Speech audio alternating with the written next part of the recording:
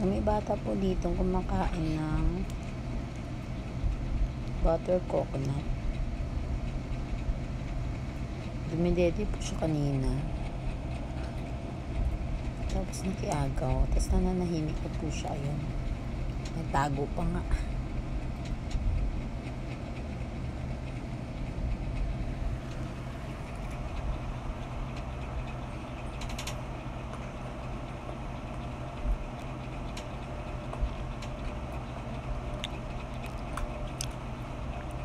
Nagtago pa nga ulit.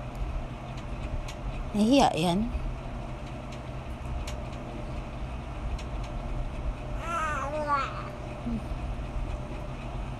Sarap yan.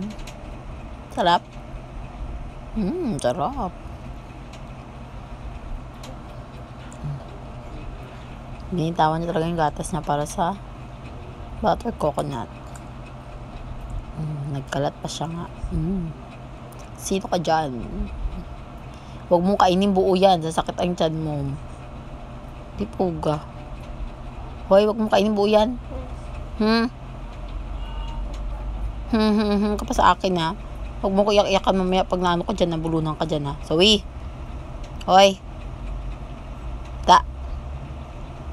Bata. Hoy, nagtatago ka pa dyan ha. Hoy. Ano natago-tago mo dyan? Kaya nabulunan ka na?